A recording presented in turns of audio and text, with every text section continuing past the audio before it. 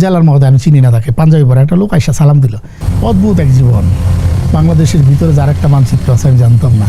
ওখানে গিয়ে যাদের সাথে ছিলাম 99% লোক আওয়ামী লীগের। সেলুট তাদেরকে। বিষয় সিদ্দিক ভাই, জেলে আপনার থাকা হলো কতদিন? আমি টোটাল ছিলাম 10 মাস 22 দিন, এবং দিনের হিসাব যদি করি তাহলে 322 দিন। 322 দিন। ওইখানকার জীবনটা নিয়ে একটু শুনতে চাই। অদ্ভুত এক জীবন। বাংলাদেশের ভিতরে যার একটা মানচিত্র আছে আমি জানতাম না। জেলে না গেলে কখনোই আমার জানা হতো না। অদ্ভুত, আমাকে অনেক শিক্ষা দিয়েছে। সর্বপ্রথম গেট থেকে ভিতরে যখন ঢুকলাম, লকআপ পরে আমাকে 7 দিনের রিমান্ডে আনা হয়েছিল প্রথমে, এবং একটা ভাঙচুর মামলায় গুলশান থানায়। আমার সাথে প্রশাসনের যে সমস্ত লোকগুলা, আইন বিভাগ, শাসন বিভাগ, বিচার বিভাগ, আমি তাদেরকে থ্যাঙ্কস জানাই একটা মাত্র কারণে। তারাও রিয়েলাইজেশন করেছে দিন শেষে সিদ্দিকুর রহমান, নাট্যকার, অভিনেতা, নির্মাতা সিদ্দিকুর রহমান। তাদের বিহেভ টিহেভ, সেলুট তাদেরকে। আমি যখন জেলের প্রথম গেটটা পার হইলাম, ভাগ্যক্রমে দেখেন জেলার মহোদয়, আমি চিনি না তাকে, পাঞ্জাবি পরে একটা লোক আইসা সালাম দিল। সিদ্দিক ভাই, আমার নাম মাসুম ভাই তখন জেলার, আমি এখানকার জেলার, আপনাকে কখনো এখানে ভাবি নাই আপনি আসবেন, যেহেতু আল্লাহ নিয়ে আসছে আমার জেলটার উপরে আপনি একটা পিএইচডি করেন। আর সিদ্দিক ভাইকে অমুক জায়গায় দিবা বলে দিলে, যাই হোক ওখান থেকে নির্দেশনা, একজন ডেপুটি জেলার, উনি নিজে আমার সুপারভিশন করলো। অদ্ভুত ইমিগ্রেশন। আমি প্রত্যেকটা জায়গায় দেখেন প্রথম দিকে লকআপ হয়ে যাচ্ছি, নতুন এক্সপিরিয়েন্স। লকআপ খুললাম, পিসিতে টাকা জমা দিতে হয়, দ্যাট মিনস ক্রেডিট কার্ড। আমি ওটাকে ক্রেডিট কার্ডের সাথে তুলনা করি, টাকাটা ভিতরে চলে না। আমার ক্রেডিট কার্ড আছে, আমি 12টা ব্যাংকের করি, কি বলে, কার্ড ইউজ করি। আমি সাথে সাথে আমি যদি নিতাম যে এখানে দাঁড়াইতে হবে লাইনে, আমার টাকা জমা দিতে হবে, কেন আমি সিদ্দিকুর রহমান, তাহলে আমার হইতো না। 0 0 সিদ্দিক, শূন্যতে নামো এবং সিদ্দিকুর রহমানের চিন্তা করো। সুন্দর করে ক্রেডিট কার্ডে টাকা জমা দিলাম, দিয়ে ইমিগ্রেশন পার। আমি যখন JFK এয়ারপোর্টে গেছি আমেরিকার, আমি তখনকার এয়ারপোর্টের গল্প আমার আছে অনেক, এটাও সারা বাংলাদেশের মানুষ জানে। আমি বসেন দাঁড়ান, তো দেখলো, আমি বললাম ভাইয়া আমি একটু টেকনিক্যালি অভিনয়ের জায়গায় চলে গেলাম। বললাম ভাইয়া আমি তো বসতে পারি না, আমার কোমর ব্যথা। কারণ উনি তো ওনার ইরিগেশনের জায়গা থেকে কাজ করতে, উনি ওনার কাছে Siddiqur Rahman does not matter, it's a simple matter for me, because উনি তো ওখানকার একজন জমাদার। উনি বলে তাহলে আপনি ওয়ালের মধ্যে হেলান্দে দাঁড়াই বললাম। আর বাকি লোক যত, তুমি MP হও, ডাজ নট ম্যাটার, বসো, rules is rules. Immigration search, বিভিন্ন রকমের সার্চ, ইমিগ্রেশনে যেরকম সার্চ হয়, JFK এয়ারপোর্ট, হিথ্রো এয়ারপোর্ট, আমি পৃথিবীর 28টা দেশে গেছি, আমি জানি। আমি কম্পেয়ার করে বললাম যে আমার কি বলে ইমিগ্রেশন পাচ্ছি, কঠিন ইমিগ্রেশন।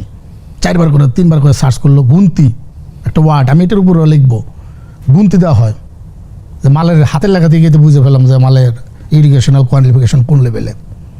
আমি বললাম বস তাহলে কি আমি দাঁড়াবো? বলে হ্যাঁ। তাহলে তখন তার কাছে আমি অ্যাক্টিভ। ওকে, ইমিগ্রেশন পার, প্রথম গেট তো পার হয়েছি, দ্বিতীয় গেট পার হলাম। ও মাই গড, ওখানে যায় আবার CID সার্চিং, আবার ইমিগ্রেশন, বসুন, গুনতি, আবার সার্চ, দাঁড়ান, সোজা হাঁটলাম, হেঁটে একটা আমদানি নাম বলে একটা জায়গা আছে, সেখানে যেতে হয়। সেখানে গিয়ে ডিস্ট্রিবিউট হয় কে কোথায় থাকবে। আমি যাই হোক জেলে প্রতিটা সেক্টর আমি টাচ করেছি। আমি সেলে ছিলাম, সেল থেকে বের হওয়ার কিন্তু ওরকম রুলস নাই। বাট ওই যে সিদ্দিকুর রহমান প্রথম দিনই পাইছে PhD করবো, আমি জেলের উপর একটা নির্দেশিকা লিখবো, যেটা যদি স্বরাষ্ট্র মন্ত্রণালয় সুরক্ষা ও সেবা এটা দায়িত্বে থাকেন তারা, ওই মন্ত্রণালয়ের ওই সেক্টরটা দেখে হলে জেলখানাটা, এদের একটা অধিদপ্তর আছে, অধিদপ্তর হয়ে জেলখানা পরিচালিত হয়। সেই জায়গা থেকে যদি আমি অনুমোদন প্রাপ্ত হয়ে একটি নির্দেশিকা আমি লিখব, এবং সেই নির্দেশিকা কিবরিয়াবাই যদি কোনো ঘটনাক্রমে কখনো জেলে যায়, আমার নির্দেশিকা পড়ে গেলে ওনার জন্য ভালো হবে, কারণ উনি বুঝবে যে এই জায়গায় চিনিটা একটু কম, এখানে চিনিটা একটু বেশি। আপনার উপলব্ধি কি? ওখানে তো আপনি হরেক রকম মানুষের সঙ্গে মিশছেন।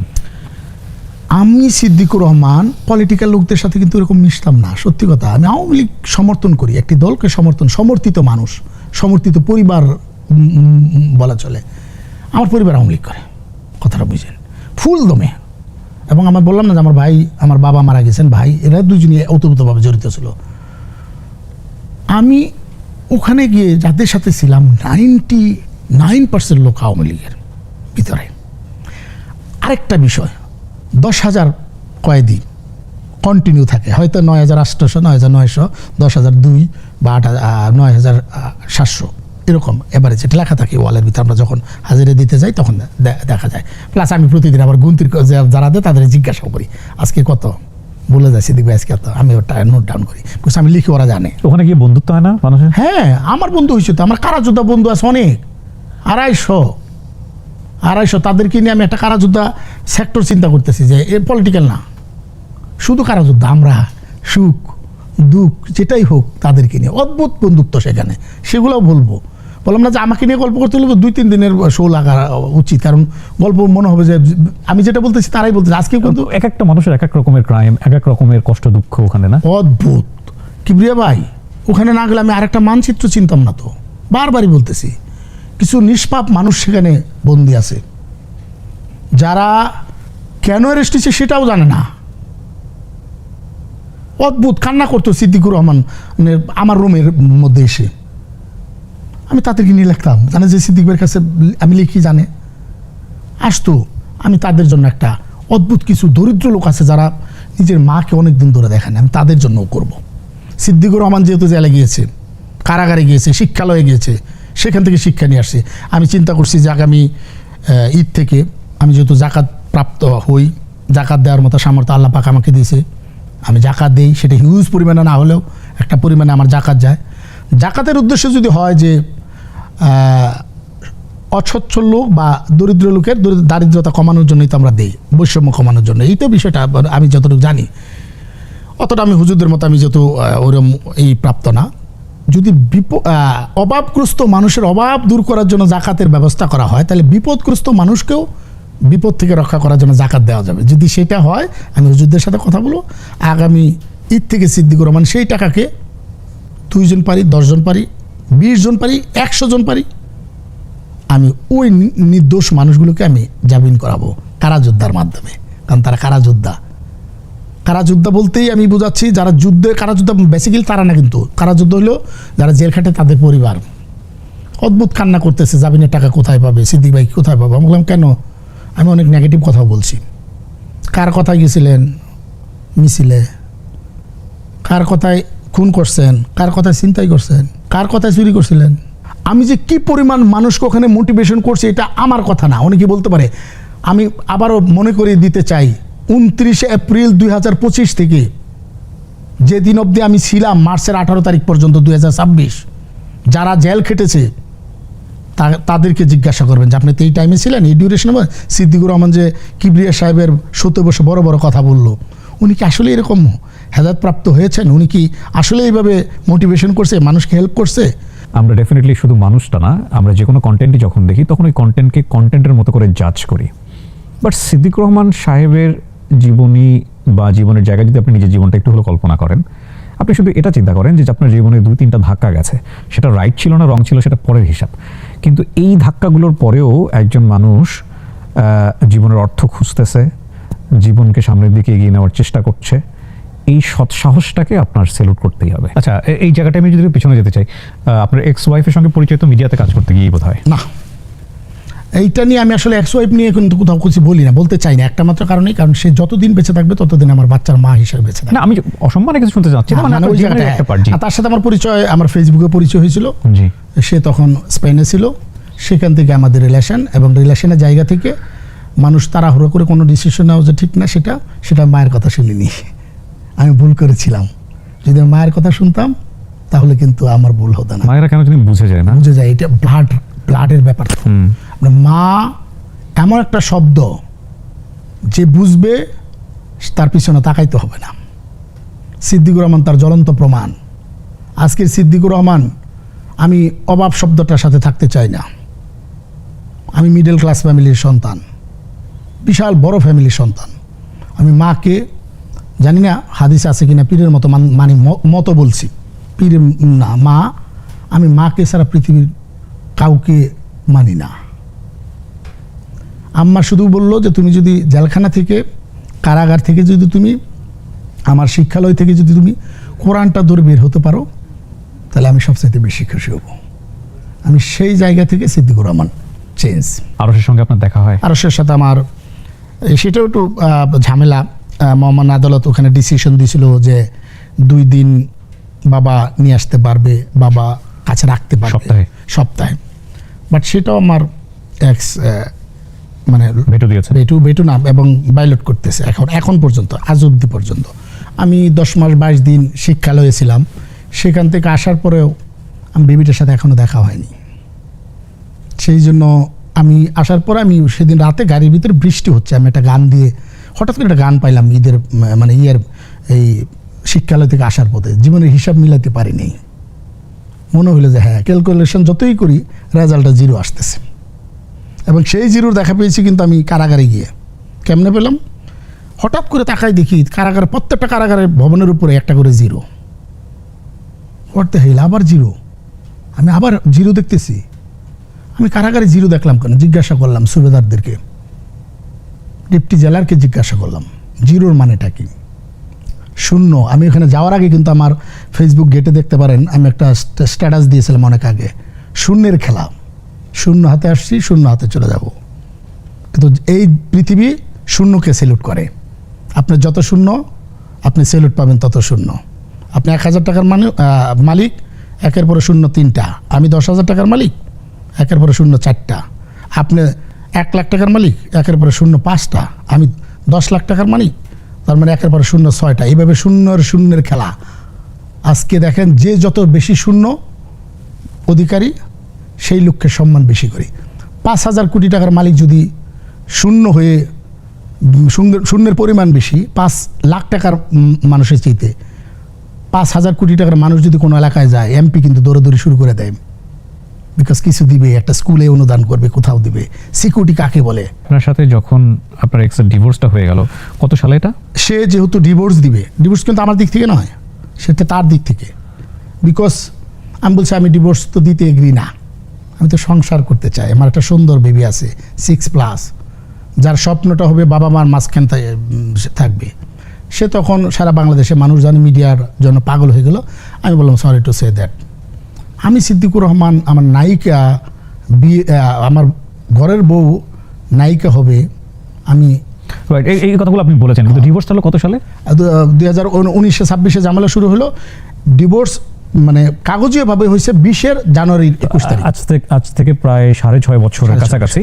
এবং এই 6.5 বছরের জীবনে আপনার ব্যাচেলর লাইফ, আপনি বিয়ে শাদী করেন নাই, সিঙ্গেল ফাদার, এবং সন্তানও আপনার কাছে নাই। এখানেই শুধু থেমে থাকেনি, এরপরের ধাক্কাগুলো আরও বড় বড় ধাক্কা। এবং এই ধাক্কা থেকে একজন মানুষের সুস্থভাবে বেঁচে থাকাটা আমাদের সমাজের জায়গাটা থেকে অনেক বেশি টাফ। প্রতিদিনের ব্রেকফাস্টে আমি রাখি অল টাইম ব্রেড দিয়ে তৈরি হেলদি অ্যান্ড টেস্টি সব খাবার। All time bread, all time healthy life. যেভাবে আওয়ামী লীগ সরকার লাস্টের দিকে ম্যাসাকারগুলো করলো, এটা কি ব্যক্তি মানুষ হিসেবে আপনি সমর্থন করেন? ডেফিনেটলি না, কখনোই না। বিকজ ব্যক্তি সিদ্দিক কিন্তু ভিতরে মনুষ্যত্বহীন না। আমি তো এই স্বপ্ন দেখি না কখনো, কিবরিয়া ভাই, সরি টু সে দ্যাট। আমার স্বপ্নের জায়গাটা আলাদা। আমি কিন্তু কখনো আমার রাজনৈতিক মিশন এরকম না। আমি ওটাতে বিশ্বাসী না, আমি বিশ্বাসী না কোনোভাবেই না। আর যদি ওই জায়গায় দাঁড়িয়ে কথা বলতে হয়, সরি টু সে, সিদ্দিকুর রহমানকে পাওয়া যাবে না, একটি সিদ্দিক হারাই যাবে। বারান্দায় বসে বসে সিদ্দিক চা খাবে, গল্প করবে যে আপনার কফির একটা হাতে নিয়ে আসেন। আমি সিদ্দিকুর রহমানও একটু কফি নিয়ে, শিল্পী মানুষ তো দিন শেষে সৃজনশীল সৃষ্টিতে বিশ্বাসী আমি। তার মানে আপনি এই ধরনের কাজকে সমর্থন করেন না?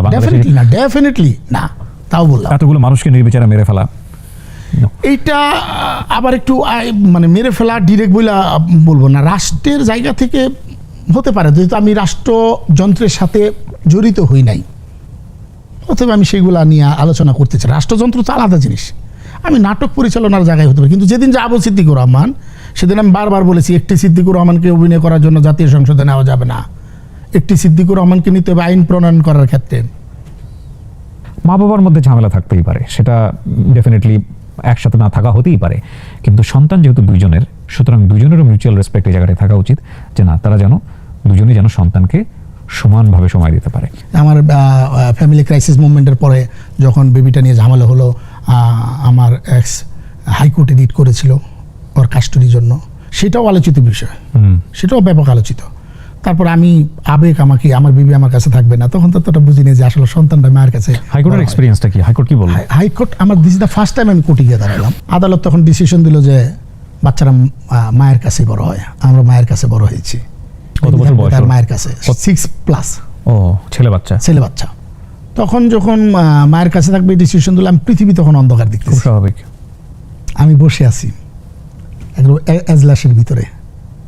আমাদের মহামান্য রাষ্ট্রপতি হামিদ সাহেবের যে ছেলের বউ, আমাদের তৌফিক ভাইয়ের ওয়াইফ, উনি অ্যাডভোকেট ছিলেন, উনি আমার পাশে বসা আমাকে বুঝাচ্ছেন।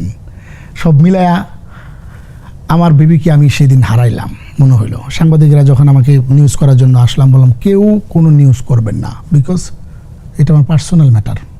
আমি চাই না আমার বাচ্চার লাইফে এফেক্ট হোক। আপনারও তো সন্তান আছে, বাচ্চার কাস্টডি নিয়ে ক্রাইসিস মুভমেন্ট তৈরি হয়েছে। হ্যাঁ, আমি আলোচিত মানুষ, তখন তো আমার এক্সকে কেউ চিনতও না, সে মিডিয়া পার্সনও না তখন বললাম যে আমার বেবির লাইফে স্পট পড়ুক, সেটা আমি চাই না, প্লিজ হাত জোর করে সবার কাছে রিকোয়েস্ট করলাম। তারপরে 2টা চ্যানেল তাদের স্কুলিংয়ে তাদের আমার লিখছিল, আমার কাছে সেটার স্ক্রিনশট রেখে দিয়েছি আমি। যাই হোক, বেবিটা যখন চলে গেলো তখন আমি আমার বেবির জন্য কাস্টডির জন্য আমি অ্যাপেল ডিভিশনে অ্যাপ্লাই করলাম। তো তখনও একই কথা বললো যে আমিন সাহেব, এই বাচ্চারা তো মায়ের কাছেই মানুষ হয়, থাক না, হাইকোর্ট যে ডিসিশন দিছে এই ডিসিশনে থাক। আমি আবার অন্ধকার চোখে দেখলাম আমার বেবিকে আমার চোখের সামনে থেকে চলে গেল। আমি আসলে বেবির কথা বলতে পারি না। আমার বেবি যখন চলে যায়, থানার মাধ্যমে আমি যখন দিই, তখন মনে হয়েছে যে সিদ্দিকুর রহমান একটা ধাক্কা খেয়ে গেল। বিকজ আমি আমার বেবিটাকে, পৃথিবীর সবার বেবিকে সবাই ভালোবাসে, আমার বেবিকে আমি পৃথিবীর সাথে তুলনা করি। আমার পৃথিবী আমার আরো চাই।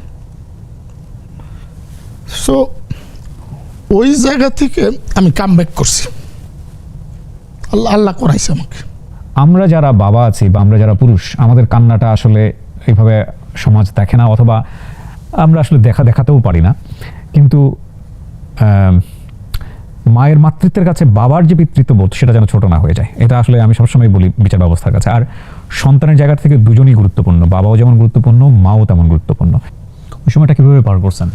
আমি ওই যে যেটা বললেন যে ডিসিশন, আমার মনে হলো যে আমি একা থাকলে কিন্তু আমি অনেক ডিসিশন নিতে পারতাম, কিন্তু মনে হলো যে আমার জীবনের সাথে আমার বেবি আছে এবং আমি অনেক কষ্টে একা লাইফ লিভ করছি। আমার মা আমাকে প্রচুর টাইম দিত, আমার ফ্যামিলি আমাকে প্রচুর টাইম দিছে, কারণ আমার ফ্যামিলি জয়েন্ট ফ্যামিলি। আমি যখন কোথাও বসি, আমার 2 পা 2 হাত আমার ভাতিজিরা ধরে থাকে। আমি জয়েন্ট ফ্যামিলি মেম্বার। আমার ইউটিউব চ্যানেলে গেলে দেখতে পারবেন যে সিদ্দিকুর রহমান ফ্যামিলি নামে আমি প্রতিটা ভাতিজির বিয়ের দায়িত্ব আমি নেই। আমার বড় ভাইদের, সরি আমি একটু প্লিজ ভাই, take your time, no problem. আমি বড় ভাইদের বেবিগুলাও তাদের বাবাও আমি এদেরকেও বাবার দায়িত্ব পালন করি। আমি এটা জীবনের অ্যাচিভমেন্ট মনে করি। আমি কিন্তু সবার ছোট। 24-এর রাজনীতির যে পালাবদলটা হলো, ওই সময় আপনাকে নিয়ে যে ঘটনাটা ঘটলো, আমরা দেখলাম মানে এক ধরনের ক্রাউড বা গণপিটুনি, হোয়াটএভার ইট ইজ, যাই বলে না কেন, বোঝানোর জন্য বলছি, এটা তো আপনি খুবই এক্সপেক্ট করেননি। কখনোই না। কি হয়েছিল আসলে? ওই সার্বভৌম তো ওই ভূখণ্ড আমি কখনো চাইনি। সেই জন্য দেখেন, আমি একটা দলকে সমর্থন করেছিলাম, সারা বাংলাদেশের মানুষ জানে। সেখান থেকে আমি নমিনেশন পেপার চেয়েছিলাম, পাইনি। কিন্তু আচ্ছা, উপনির্বাচনে চেয়েছিলাম ঢাকা 17 আসনের জন্য, পাইনি। দ্বাদশ জাতীয় সংসদ নির্বাচনে চেয়েছিলাম, পাইনি। তার পূর্বেও আমি নমিনেশন পেপার তুলেছিলাম, যেটা সারা বাংলাদেশের মানুষ জানে না, উপনির্বাচন থেকে জানে। 18 সালের যে নির্বাচন, টাঙ্গাইলে 1 মধুপুর ধনবাড়ি আসন থেকে আমি নমিনেশন পেপার উঠিয়েছিলাম। ডক্টর আব্দুর রাজ্জাক সাবেক খাদ্যমন্ত্রী ছিলেন, ওনার অপোজিটে মানে একই দল থেকে, যেহেতু একসাথে, ওনার অপোজিটে বলছি এই কারণে, কারণ একই দল থেকে 2 জনে চেয়েছিলাম। সেখানে থেকে 17-তে 18-তে আমি চেয়েছিলাম। আমি কিন্তু হুট করে উপনির্বাচনে আসিনি, আমি চেয়েছি অ্যাজ এ শিল্পী। আমি কিন্তু বাংলাদেশ আওয়ামী লীগের কোথাও কোনো একটি সদস্য পদের মধ্যে সিগনেচার করা নেই। এখন আসেন, তাহলে কেন চাইলাম? এটাও হতে পারে, আমার ফ্যামিলি ব্যাকগ্রাউন্ড আওয়ামী লীগ পরিবারের, এটা সবাই জানে। বিকজ 91-এর পরে রক্ত তো শুধু আমি এবার 24-এ জড়াইছি সেটা না, আমার ফ্যামিলি জড়াইছে অনেক আগে। সেই 91-এর পর আমার ভাইকে কোপায় একদম অনেকভাবে মেরে ফেলার উপক্রম করে ডেনে ফেলে দিয়েছিল।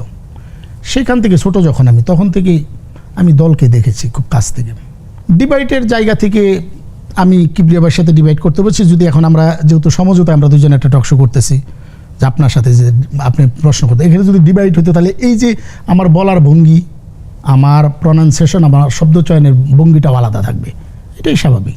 ডিবাইট বলতে তো তাই বুঝি আমরা।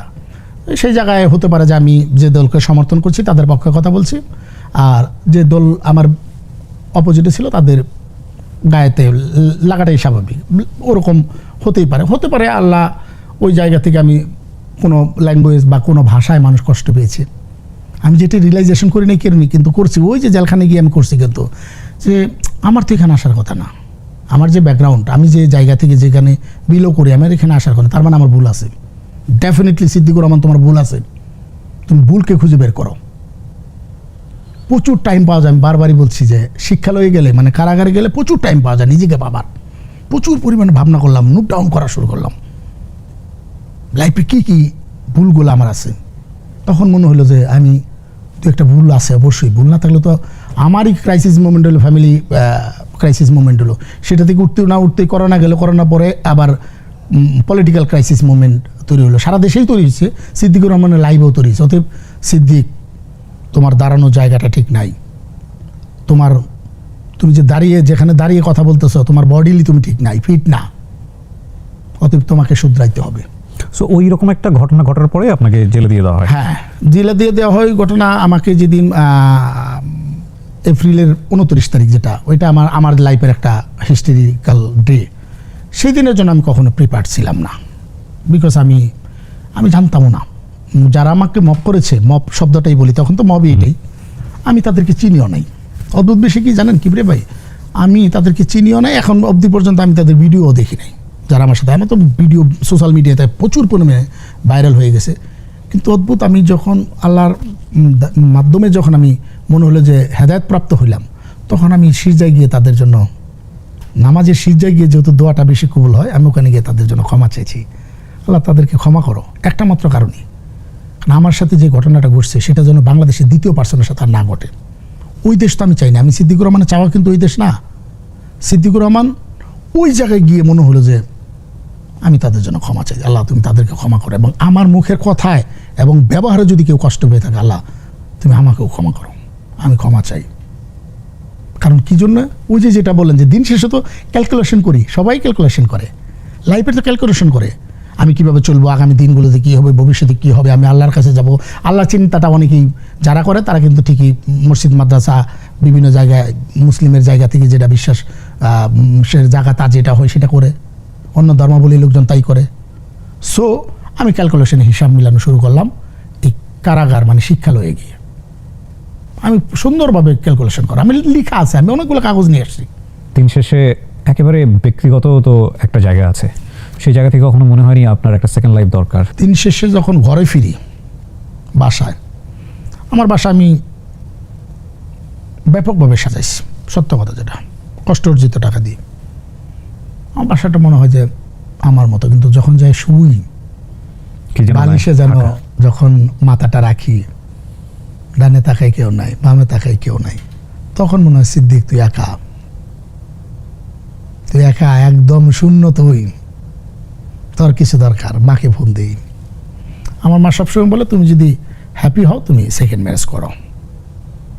আর যখন আমি আমার বেবির কথা চিন্তা করি তখন আমি দেখি না, কারণ আমি বিয়ে করলে সুন্দর একটা বউ পাবো, ডেফিনেটলি আমি Siddiqur Rahman, I have lots of confidence, because আমি দরিদ্র না, বারবারই বলি আমি অভাবী না, আমি কারো হক মেরে টাকা খাই না, আমাকে আপনি 1 টাকা ওষুধ খাওয়াইতে পারবেন না। তো করেন না কেন? এখন আসেন কেন করি না।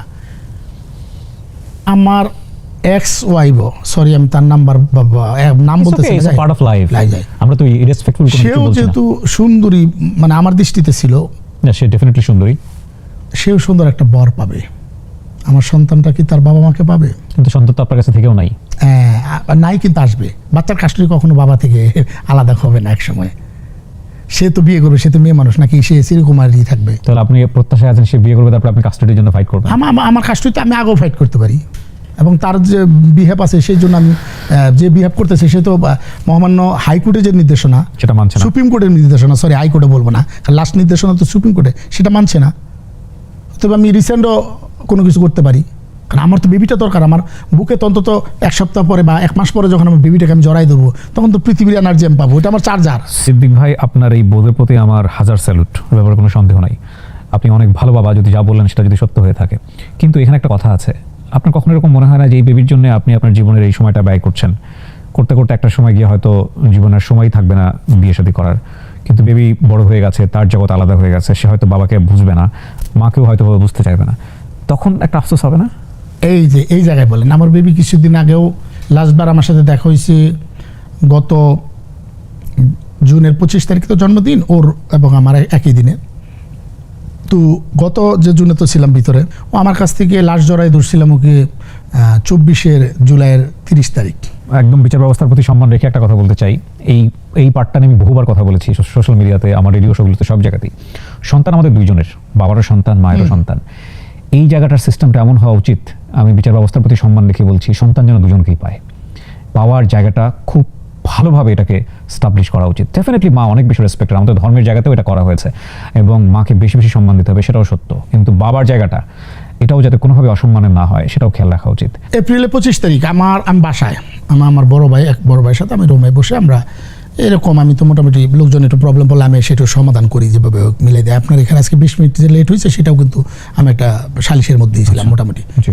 তো একটা ইয়ের মধ্যে ছিলাম, তখন হঠাৎ করে 2টা লোক আমার বাসায় ঢুকে। একজন লোক আমার সাথে তার 15 দিন আগে পরিচয় হয়েছে, যাই হোক, তার একটা পরিচয় দিয়েছে, আমি এটাও বলবো না, তাদেরকেও ক্ষমা করে দিছি। দিয়ে আমার বাসায় ঘেরাও করছে 300 লোকে, 3 থেকে 400 লোক করার পরে, যাই হোক, তারা কি চায়, নিচে আমার একটা অফিস আছে, আমার এক বাতি জায়গায় পাঠাইছে, পাঠানোর পরে তারা টাকা দাবি করছে। টাকা লাগবে কেন? গতানুগতিক তখন যেগুলো চলতেছিল ওই ওয়ার্ডগুলো ইউজ করে। আমি বললাম, আমি তো কোনো অপরাধ করিনি, আমি কেন টাকা দেবো, আমি দিন শেষে শিল্পী মানুষ। তখন আমি ওখান থেকে আমি চলে গেছি। চলে যাওয়ার পরে অনেক বড় ঘটনা করছে ওখানে। আমার বাসা ভাঙার প্ল্যান ছিল, ভাঙতে পারে নাই। প্রশাসনকে আমি সাথে সাথে জানাই দিই, প্রশাসন আমার বাসা হেল্প করছে। হেল্প করে 26, 27, 28 আমি বাইরে ছিলাম। 28 তারিখে আমি আসছি, আইসা ঢাকায় এসে আমি ছিলাম বোনের বাসায়। বোনের বাসা থেকে হঠাৎ করে সকালে ফোন আসছে, আরশের ব্যথা হচ্ছে। কিসের ব্যথা? আর আমরা তো কমিউনিকেশন করতে দেয় না, ফোনে কমিউনিকেশন করে না তারাও। আরশের আপনার অ্যাপেন্ডিসাইটের ব্যথা। কোথায়? অ্যাপোলোতে। আমি যে কীভাবে বেরিয়েছি বলতে পারবো না, আল্লাহ জানে। গাড়ি নিয়ে বেরিয়েছি, জাস্ট যখন আমি এফডিসির ওই মোড়টা, ওই কোনাটাতে আসছি, আমি মন মানতেছে না যে আমার বেবি ওটিতে ঢুকবে, কারণ আমার বেবির জন্মটাই অ্যাপোলোতে, অ্যাপোলোর ওখানে সব আছে। আমি ওখান থেকে বাইক করছি, আমার বোনকে বলছি তোরা গাড়ি নিয়ে যা। আমি বাইকে, আমার বোন 10 মিনিট আগে চলে গেছে গাড়ি নিয়ে, আমি 10 মিনিট পরে গেছি, যেটা আমি আগে যাওয়ার জন্য করছিলাম। গিয়ে দেখি যে আরও স্টেতে শোয়া, ও উটিতে ঢুকাবে। ডক্টর বলছে সিদ্দিক ভাই আসলে কথা বলার পরে ঢুকাবো, আমরা তার আগে ঢুকাইতে পারবো না। আরশকে যাই হাত দিয়ে ধরলাম, ধরে বললাম বেস্ট অফ লাক বাবা, যাও তুমি উটিতে গেল। 40-45 মিনিট পরে, 5 বছর পরে আমার এক্সের সাথে সেই দিন আমার ওখানে দেখা। 5 বছর পরে, আমি তার আগে কখনো তার চেহারাও দেখি নাই বা কখনো দেখাও হয় নাই। গড ওই দিন দেখলাম। পরে ওটি 40 মিনিট পর অপারেশন শেষ হলো। ডক্টর বললো একজন যেতে হবে। ওদের যে অ্যাপোলোতে তো আমি আমার বেবির জন্মের আগে থেকে আমরা চেক আপ করাইতাম অনর আপারাকে দিয়া। ওখানে গিয়া বললাম, আমি ফোন করলাম যে দায়িত্বে, উনি বললো ও সিদ্দিক ভাই আপনি আসছেন? বলে হ্যাঁ, আরও সেও জানে। পরে যাই হোক আমাকে বললো যে 2 জন অ্যালাউ করো। উনি বিষয়টা জানে যে আমার এক্সের সাথে আমার ডিভোর্স। পরে বললাম যে মাকে আগে দেন, সে 20 মিনিট কথা বলে আসুক, তারপর আমি যাবো। তারপরে গেলাম, তারপর আমি যাইয়া তাকে ক্যাবিনে রেখে আদর দিয়ে, সেদিন আমি জড়াই ধরতে পারিনি আমার বেবিটাকে। বললো বাবা, ও আবার জড়াই দিলে খুব খুশি হয়। আমি আসলাম, যে পরের দিন গিয়ে আমি বিলটাও দিব। ওই দিন আমি কার্ড দিতে চাইছিলাম কিন্তু নেয় নাই। যাই হোক, পরের দিন আমি সকালে তো ওই যে গেলাম বিআরটিতে, আসার পথেই তো তারা আমাকে ব্লক করলো। ব্লক করে তারপরে তো আমাকে যেভাবে মপটা করছে সারা বাংলাদেশের মানুষ জানে। এবং এখানে নাকি একটা প্রচার করছে আমি গাড়ি থেকে নেমে, গাড়ি লেগে গেছে, তারপর নাকি আমি কারোর সাথে গন্ডগোল করছি। সরি টু সে দ্যাট, এই ধরনের কোনো ঘটনা ঘটে নাই। ওখানে তখন উপস্থিত ছিলেন 20তম BCS এর অ্যাডিশনাল সেক্রেটারি, অ্যাডিশনাল ডিআইজি। সে তার গাড়ি দেখার পর আমি গাড়ি থেকে নামছি, নাহলে আমি নামতাম না। ফ্ল্যাগ লাগানো গাড়ি, পুলিশ সপ্তাহ চলতেছিল তখন, পুলিশ সপ্তাহতে থেকে আসতেছিল রাজাবাগ থেকে, আমার ঘটনাটা ঘটছিল ডিবি অফিসের কোনাটায়। অদ্ভুত। আমি বললাম ভাইয়া তোমরা এরকম কি, যারা আসছে বলে এই যে ধরনের ল্যাঙ্গুয়েজ বলতেছিলাম এগুলো বলতেও চাই না। তখন ওই ভদ্রলোক ডিআইজি বা অ্যাডিশনাল ডিআইজি, উনি 20তম বিসিএসে, কিন্তু ওনাকেও বৈষম্য করা হয়েছে, উনি তো থাকার কথা ডিআইজি। পরে ওনাকে বললাম ভাইয়া আমি ফোন করলে তো পুলিশ আসবে, একটু পরে আপনি ফোন করেন, আমি যদি অপরাধী হই তাহলে তো আমাকে পুলিশ নিয়ে যাবে এখান থেকে। পরে উনি ফোন করলো, রমনা থানা থেকে আসতে আসতে তো অনেক দূর রমনা থানা, টিভি থেকে একটা টিম আসলো, 5 জনের একটা টিম আসছে। এরা এসে আমার দিকেই তো একদম খুব এক্সাইটেড হয়ে গেছে, উনি এসে দেখবে এখানে এসে ছবি তুলতেছে। আমি বললাম ভাই চলেন ডিবি অফিসে চলেন, ওদেরকেও নিলে ওদের কমপ্লেনটাও শুনি, যদি আমার নামে মামলা থাকে, মামলা থাকলে তো আমি অবশ্যই যাবো, আমি আইনের প্রতি শ্রদ্ধাশীল। আমাকে বলবেন সিদ্দিকুর রহমানরা তো পালানোর লোক না, আমি তো পালাই নাই, সত্যি কথা। পালানোর লোক না বললে আবার আরেকটা ডায়লগের সাথে মিলাই ফেলতে পারে। যাই হোক, ডিসি ফোন করছে ওনাকে, তোমরা কোথায়? বলে অমুক জায়গায়। কেন? বলে যে এরকম এরকম স্যার অভিনেতা সিদ্দিকুর রহমানকে কিছু ছেলেপেলে করছে। তখন বলছে যে উনি তো বাই ফোনেই বলতেছে, আমি শুনতেছি, আমি তো আমি ওনার কাছে, একদম কাছে। বলতেছে সিদ্দিক ভাই তো, এই সিদ্দিক ভাই ভালো লোক যদি থাকে, এই ওনারা যদি বোকার মতো যদি আমাকে নিয়ে যেত, যদি সত্যি কথা ওনারা ওই বোকামিটা করলো, এই যে মবের সিস্টেম, পরেটুকু তো সবটাই স্ক্রিনে আসছে। যত ওই আপনার ছেলের সাথে লাস্ট দেখা না? ওই যে দেখা করে আসলাম, পরের দিন যাই কিন্তু আমার দেওয়ার কথা, আমার হসপিটালে বিল দেওয়ার কথা, আর সুযোগ হয় না, আর সুযোগ হয় না, আজ অব্দিও সুযোগ হয় না, আর সুযোগ হয় না। এবং আমি ফোনেও কমিউনিকেশন করতে পারি কম, দেয় না। অনেকগুলো পরিবর্তন এসছে আপনার জীবনে। এক তো ব্যক্তি জীবন, সেখানে একটা বড় ধরনের পরিবর্তন এসছে। দ্বিতীয়ত আমি যদি বলি, রাজনীতিকে কেন্দ্র করে হোক বা রাজনৈতিক রোশনালি হোক, আপনাকে যেভাবে পাবলিকলি আমরা পেলাম, সেটাও ব্যক্তিগত জীবনে খুবই দুঃখজনক। তৃতীয়ত আপনার জেলে চলে যাওয়া, জেল থেকে বের হয়ে আসা, আবারও মানুষের আলোচনায় আসা, এত কিছু একটা মানুষের জীবনে ঘটে গেলে স্বভাবতই সেই মানুষটা আমাদের সমাজে খুব বেশি ফ্রাস্ট্রেটেড হয়ে যায় এবং তার জীবনটা অন্যরকম হয়ে যায়। অনেকে তো সুইসাইডের মতো জায়গাতেও চলে যায়। মানে আপনি আপনার অতীতকে যখন দেখেন, এই স্বল্প সময়ের অতীতে, কেমন লাগে আপনার? আমি সবসময় বিশ্বাস করি যেটা কিবরিয়া ভাই, যে মানুষ হচ্ছে আশরাফুল মাখলুকাত, সৃষ্টির সেরা জীব। অতএব মানুষ যেহেতু সৃষ্টির সেরা জীব, সে সব পর্যায়ে আমার মনে হয় যে ফেস করতে পারবে এবং লাস্ট অবধি পর্যন্ত ফেস করতে হবে, এই মেন্টালিটি আমার ভিতরে আছে। এবং আমি সবসময় বলি যে আমি এনার্জিটা পাই অন্য জায়গা থেকে। আমি একটা অনেক বড় একটা ফ্যামিলির, জয়েন্ট ফ্যামিলির মেম্বার, 27 জন ফ্যামিলি মেম্বার, টোটাল 29 জন ছিল। 29 জনের মধ্যে 2 জন গত হয়েছে, 30 জন ছিল, এর মধ্যে 2 জন গত হয়েছে, আমার বাবা এবং বড় ভাই। এবং পরবর্তীতে আমার এক্স ওয়াইফ যিনি চলে গিয়েছে, সেইখানে শূন্যতা একজনের কমেছিল, সেই জায়গা থেকে আবার আরেকটা ফ্যামিলি মেম্বার বেড়ে গেছে। দ্যাট মিনস আবার অনেকে মনে করবে সিদ্দিক ভাই বিয়ে করলো কিনা, সেটা না, আমার ভাগ্নার মেয়ে হয়েছে, সেই ক্ষেত্রে সেও আমাদের ফ্যামিলি মেম্বার। তো সবাই মিলে আপনারা একসঙ্গেই থাকেন? একসঙ্গে ঢাকায় থাকা হয় না, আচ্ছা। আমরা টাঙ্গাইলে জয়েন্ট ফ্যামিলি একত্রে থাকি। আচ্ছা। আমার খাবার টেবিলটাও 40 জনের। সো একটা বড় সাপোর্ট ওখান থেকে আসে। এনার্জি যেটা বলি, যে বলেন যে একটা মানুষের লাইফে 3টা ঘটনা, কিন্তু আমার একটা ফ্যামিলি ক্রাইসিস মুভমেন্ট, যেটা সারা বাংলাদেশে মানুষ জানে, ঠিক তারপর পরে কিন্তু আমার ফ্যামিলি ক্রাইসিস মুভমেন্টের মধ্যে ছিল আমার বেবিকে নিয়ে যে হাইকোর্ট পর্যন্ত, ডিভিশন পর্যন্ত যাওয়া, সেটা একটা পর্যায়ে চলে যাওয়ার পরে পরবর্তীতে জনপ্রিয় অভিনেতা সিদ্দিকুর রহমান হতে পারে ডিসিশনের জায়গা থেকে সুইচিং করা, আমার একটা জায়গায় সুইচ করেছিলাম, সেটা পেশাগতভাবে নয়। সেই জায়গাটা সুইচ করার পরে সেখান থেকে ঠিক বড় একটা ধাক্কা, এই ধাক্কাটা খাওয়ার পরে অনেকেই কিন্তু ঠিক থাকে না, কারণ ধাক্কা খাওয়ার পরে বোঝা যায় যে আমি কি আমার ব্যালেন্সটা রাখতে পারি নাই। এই নামে আমি একটা নাটকও লিখছি, আমি নিজেই, নাটকের নামই ধাক্কা। কারণ আমি এটা দিয়েই বোঝাতে চাচ্ছি যে মানুষ যখন ধাক্কা খায়, হয়তো সে বুঝতে পারে আমার বডিটা বোধহয় আমার কন্ট্রোলে নেই, সেই জন্য আমি পড়ে গিয়েছি। আর না হলে আমি যে জায়গাটায় দাঁড়িয়েছিলাম, সেই মানে দাঁড়ানোর জায়গাটা ঠিক নাই, সেই একটা ধাক্কা খেয়েছি। তারপরে যখন আমি আমার ল্যাঙ্গুয়েজে বলি কারাগার না, আমি বলি শিক্ষালয়। আমি যখন শিক্ষালয়ে গেলাম, তখন মনে হলো যে ওই যে আপনি যেটা বললেন যে সুইসাইডের মতো একটা নেই, কিন্তু আমি দেখেছি আমার অভিজ্ঞতালব্ধ জ্ঞানের জায়গা থেকে, আমার অবজারভেশন, আমার এই অবজারভেশনের জায়গা থেকে দেখার পরে মনে হলো যে আমি তো সিদ্দিকুর রহমান, আমি তো ধাক্কা খেয়েছি, আমি আমার জায়গা, আমার বডি নিয়ে আমি ওখানে দাঁড়ায় থাকতে পারি নাই। আমি তো আমার জায়গাটাও, আমি যেটা সিলেকশন করে দাঁড়াইছিলাম, যে জায়গাটুকু, যে বৃত্তের ভিতরে বা যেখানেই বলি না কেন, সেই জায়গাটাও বোধহয় আমার জন্য ঠিক নাই। তখন মনে হলো যে মূল জায়গা কোনটা? মূল জায়গা তো একটাই, সেটা হলো আল্লাহর জায়গা। সত্য কথা, আমরা যে যাই করি না কেন, উত্তম পরিকল্পনাকারী উনি। অতএব আমি উত্তম পরিকল্পনাকারী পরিকল্পনা মতো চলতেছি না কেন, সিদ্দিকুর রহমান কেন নিজস্ব পরিকল্পনায় চলতেছে? তখন থেকে মনে হলো যে সিদ্দিকুর রহমান এই জায়গাটি করবে। এবং আমার আম্মা যখন কারাগারে গেল, যাওয়ার পরে যখন আমার আম্মার কান্না আমি সহ্য করতে পারি না, আমার আম্মা একবার আমি কান্না দেখেছিলাম, চোখের পানি দেখেছিলাম, সেই যখন ক্লাস 8-এ পড়ি আমি, তখন আমি আমার কান্না দেখছিলাম। দেখার পর আমার একদিনে, আমার রুল ছিল 186, সর্বলাস্ট রুলটা আমার এটার, তাও আবার সেটারও গল্প আছে, সেটা বললে অনেক বড় হয়ে যাবে গল্পটা।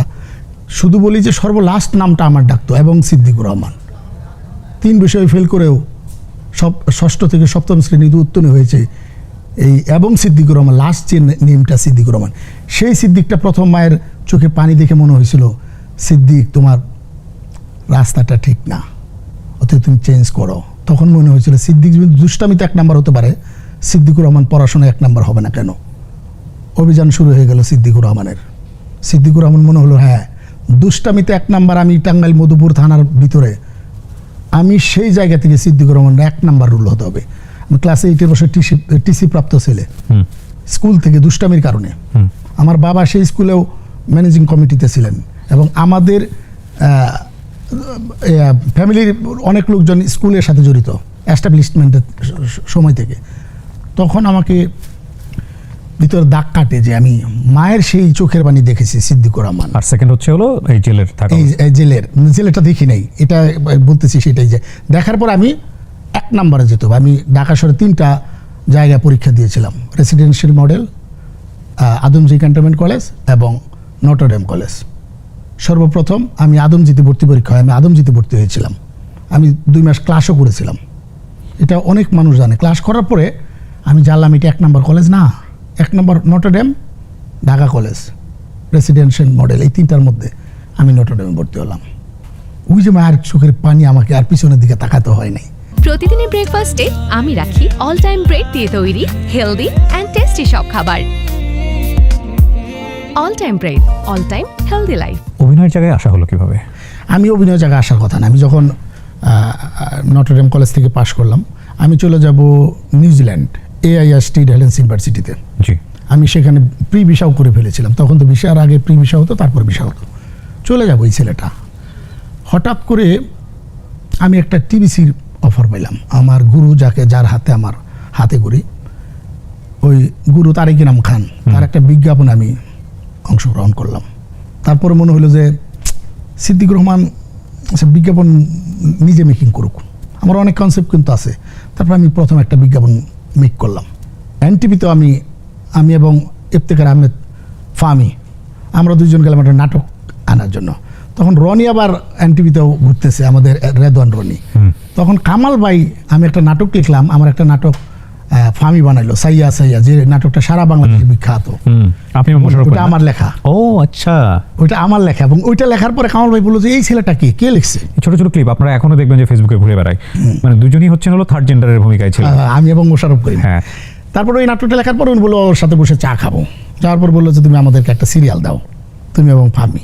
তখন ফামিকে মিটিং করে বেরিয়ে আসার সময় বললাম, দোস্ত আমি লিখবো না, তোর আমি গল্প দেবো, কারণ আমি গল্প দেওয়ার ওস্তাদ। আমি তোর গল্প দেবো, কি করবি তাহলে তুই? আমি অভিনয় করবো। এই প্রথম হাউসফুল, ওটাতেই আপনার শুরু? ফুল অফ হাউস বাংলাদেশ, ওইটাই শুরু আপনার। ও, তার আগে আমার ফার্স্ট নাটক এটা সিরিয়াল ফার্স্ট, কিন্তু তার আগে একটা নাটক করেছি, সেটা আমি শুরু সবসময় বলি, রুদ্র রোদলা কাব্য, যেটার দীপঙ্কর দীপন ছিল ডিরেক্টর। ওইটা একটা অসাধারণ গল্প এবং ক্যারেক্টারটা আমি লেখাইছিলাম মনির ভাইকে দিয়ে, আমার গল্প। সেই গল্পটা লিখতে গিয়া ওইটার মধ্যে আমার প্রথম নাটকে আমি ক্লিক করে ফেললাম। আমার নাম ছিল কাওয়া সিদ্দিক, সিদ্দিক নামটা থাকতে হবে। এটা হলো সিদ্দিকুর রহমান, আগে থেকে একটু তেরা আছে আর কি, হালকা তেরা, যেটা যখন বলি সেটাই করি। ওই যে বললাম আমার ডিসিশন, আমি একবার শুধু মায়ের ডিসিশন, মা এবার বলছে অনেকদিন পরে আসার পরে বলছে কিছুদিন আমাদের ডিসিশনে তুমি চলো, তুমি যেহেতু কারাগার থেকে আসছো, আমরা ওই সন্তানটাকে আবার দেখতে চাই, যে সন্তানটা মায়ের কথা শুনে। ইনশাল্লাহ আমি আম্মাকে বলছি যে আম্মা আপনার কথা আমি শুনবো, বিকজ আমি একটা ধাক্কা খেয়ে ফেলেছি অলরেডি। আমার লাইফে ধাক্কা খুব কম। যতক্ষণ পেলাম আমার খুব ভালো লেগেছে আপনার সঙ্গে গল্প করে, এবং আপনার জন্য অনেক শুভকামনা থাকবে। আপনার ভেতরের যেই পিতৃত্ব বোধ, এটা অনেক রেসপেক্টেড, এটার প্রতি ভালোবাসা থাকবে। এবং ইলমুল গায়ব তো তিনি একমাত্র আল্লাহ, তিনিই কেবলমাত্র জানেন আমাদের ভবিষ্যৎ কি। আমরা তার উপরে তাওয়াক্কুল করি বলেই আমরা নিশ্চিতভাবেই জানি যে আমাদের ভবিষ্যৎটা ভালো হবে। সো আপনার ভবিষ্যতের জন্য শুভকামনা করে শেষ করছি। ইনশাআল্লাহ আল্লাহ পাক আমাকে না শুধু সারা বাংলাদেশের মা বাবা তাদের জায়গাটায় ভালো রাখুক, সন্তানগুলো ভালো মানের মানুষ হয়ে ওই জায়গাটা হোক, এবং আমি সার্বভৌমত্ব সবসময় সন্তানের সাথে কম্পেয়ার করি। আমার এই সার্বভৌমত্বটা যেন সন্তানদের বসবাসের উপযোগী হয় এবং তারা যেন সুন্দর একটা সার্বভৌমত্বের ভিতরে বসবাস করতে পারে, ভূখণ্ড থাকতে পারে, যে ভূখণ্ডটা নিয়ে সিদ্দিকুর রহমানের সন্তান শুধু না, সারা বাংলাদেশের সমস্ত বাবা এবং সন্তানরা যেন গর্বের সহিত বলতে পারে আমরা বাংলাদেশের মানুষ।